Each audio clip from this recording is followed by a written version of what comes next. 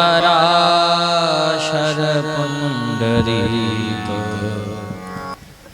व्यासंबरीश शुकशौनक भीष्मदाभयाम् रुकमांगदार्जुन वसिष्ठ विभीषणादीन् पुण्यनीमान् परम भागवतान् स्मरामि। जय जय श्री राधारमण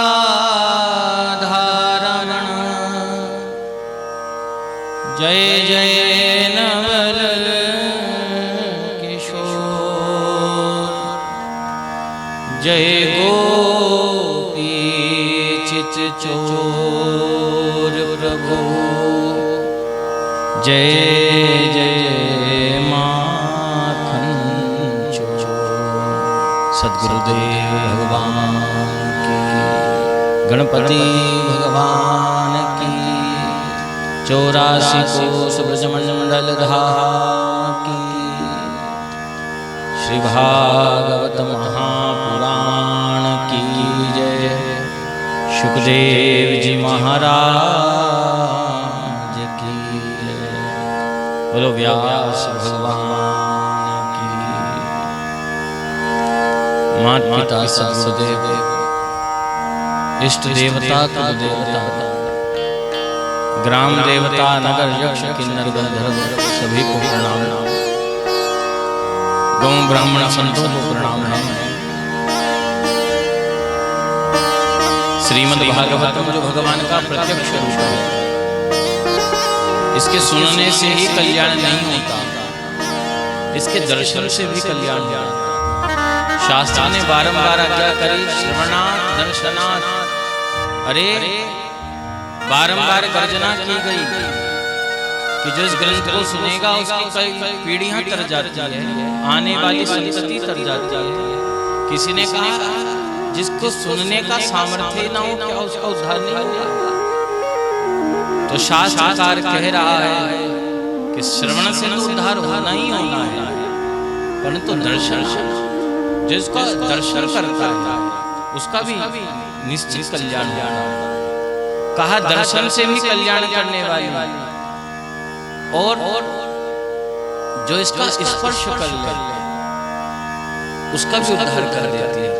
ऐसा परम भागवतम परम पूज्य आचार्य श्री उज्ज्वल जी के माध्यम से आप सभी श्रवण कर रहे हैं, जिसका गायन गुरु परंपरा से महाराज श्री ने परम विद्वान परम भागवती आचार्य श्री चैतन्य जी के संरक्षण में प्राप्त किया। ऐसे हमारे पूज्य महाराज श्री बड़ी ओजस्वी और तेजस्वी वाणी के माध्यम से आपको नित्य इस कथा का रसपान करा रहे हैं। तो सभी उपस्थित माताएं बहनें परम सौभाग्यवती हैं और सौभाग्यशालिनी हैं, जितने भी यहाँ पर जनमानस बैठा है, कि उन्हें भगवान की कथा सुनने का अवसर मिला। कहा भगवान की कथा में किसकी रुचि नहीं होती? कहा भगवान की कथा जैसे बुखार नापने के लिए एक थर्मामीटर होता है, ऐसे ही पाप को नापने के लिए कथा भी एक थर्मामीटर के अनुकूल बताया गया कि तुलसी पूरब पाप ते हरि चर्चा ना सुहार। जो ही ज्वर के आत ही भूख विदा हो जात। जैसे बुखार ज्वर के आने पर भूख नहीं लगती, कितना ही स्वादिष्ट व्यंजन क्यों ना हो, ऐसे ही पाप की अधिकता होने पर भी भगवान की कथा में रुचि नहीं बढ़ती। कभी कभी यहाँ तक व्यक्ति आ जाता है तो उसकी श्रद्धा नहीं जग पाती, उसके मन में वो भाव नहीं बन पाता, वो यहाँ बैठकर भी लोक निंदा में ही लगा रहता है। दूसरा व्यक्ति क्या कर रहा है, उसकी दृष्टि केवल इन्हीं वस्तुओं पर रहती है। तो जो यहाँ बैठ कर के भी जिनका मन स्थिर नहीं हो पाया, जो यहाँ बैठ करके भी जिनकी मन बुद्धि मस्तिष्क में भगवान की कथा का स्थान जरा से भी स्थित नहीं हो पाया, समझ लेना उस व्यक्ति में पाप की अधिकता बहुत बलवती है। इस संसार में ऐसा कोई व्यक्ति नहीं जिससे पाप ना बना हो, परंतु अधिक मात्राओं में होना, कम मात्रा में होना वह भी है। तो यदि यहाँ बैठकर आपका मनन चिंतन श्रवण हर रूप में श्रीमद् भागवत जी का ही चिंतन चल रहा है तो धन्य है आप। और इतनी छोटी आयु से पूज्य महाराज जी ने कथा गानी प्रारंभ करी है, तो भागवत जी की अत्यंत सुंदर महिमा। और व्यासपीठ पर हम इस प्रकार बैठ गए जैसे नारद जी को सनकादिकों ने कथा सुनाई थी। नारद जी अकेले बैठे थे और सनकादिकों में 4 भैया बैठे थे, सनक सनंदन सनातन सनत कुमार। तो उन चारों ने बैठकर कथा बांची।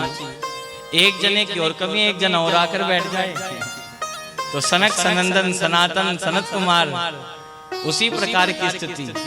आज तक मेरे जीवन में ऐसा नहीं हुआ कि मुझे कहीं व्यासपीठ पर बगल में ही बैठना पड़ा हो। पर स्थान की महत्वता है, या ये कहे स्थान की थोड़ी सी अल्पता कहूं, जैसे ठाकुर जी रखे हैं। आइए क्षण का गोविंद नाम का आश्रय लेते हुए फिर पूज्य महाराज श्री कथा का वाचन करेंगे। कथा में अधिक बोलने से भी विक्षेप उत्पन्न होता है। बोलो गोविंद भगवान की, श्री वृंदावन बिहारी।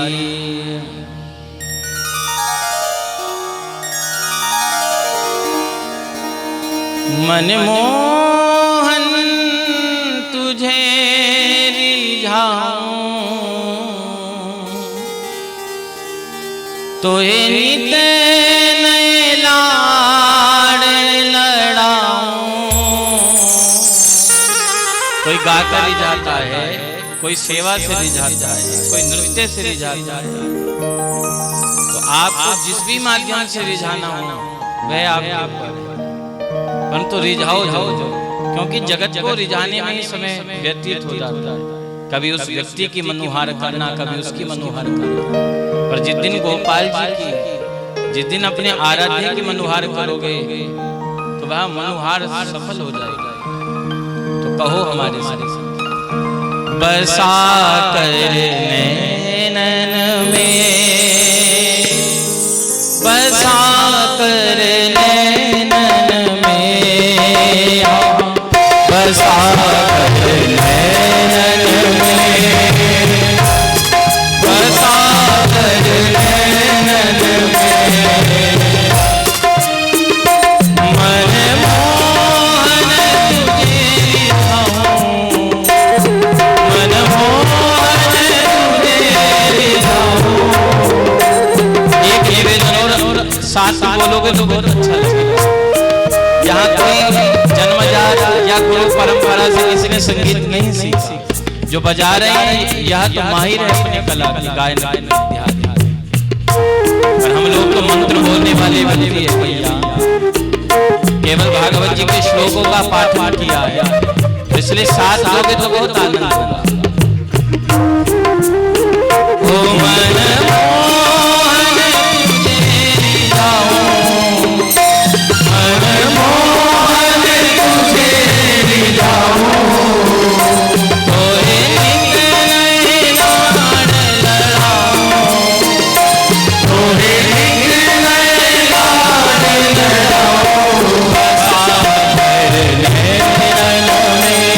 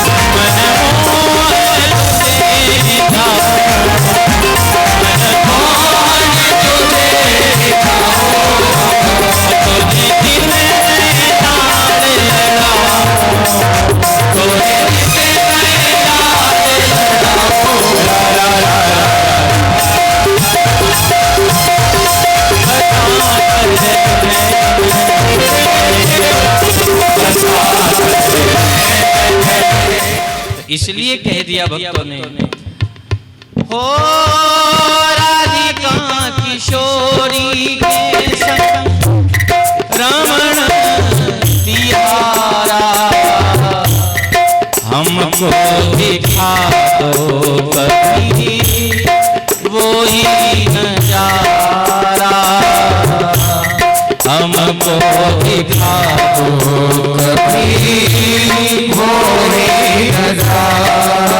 क्योंकि आप कृपा कर दे तो हो सकता है, अन्यथा ना हम जाप में इतने प्रवीण हैं, ना मन ही आपके भजन में लगता है, ना वेद जानते हैं, ना पुराण जानते हैं, ना सिद्धांत जानते हैं, ना कुछ नियम जानते हैं। तो प्रभु आप यदि कृपा कर दे तो आपकी लीला का दर्शन, अन्यथा हमारे में कोई योग्यता नहीं है। भक्त कह रहा है, ओ फिर चाहे मैं मर जाऊं, फिर चाहे मैं मर जाऊं, फिर चाहे मैं जाऊं, फिर चाहे मैं मर जाऊं, बसा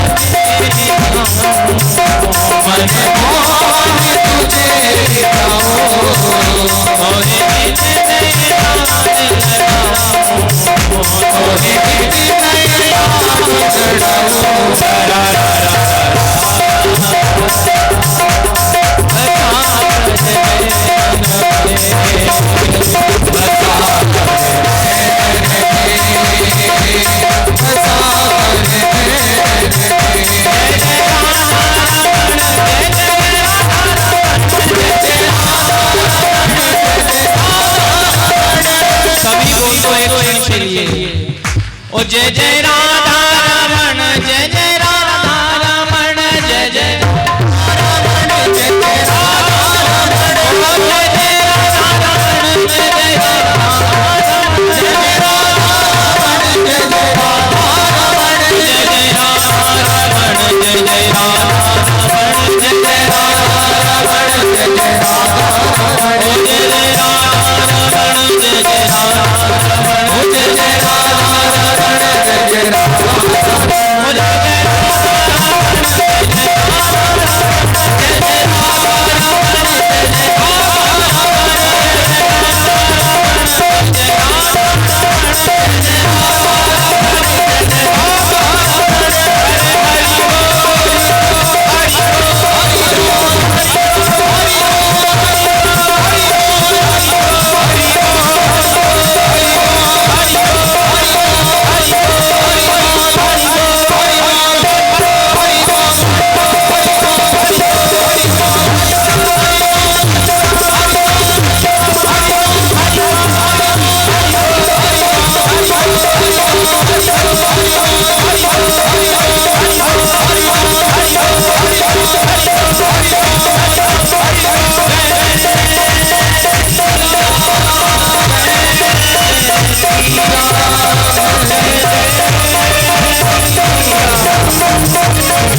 जय सभी को प्रणाम। पूज्य आचार्य श्री और भैया संगीत में साथ दे रहे, बहुत सुंदर वादन है आपका, आप सभी का धन्यवाद।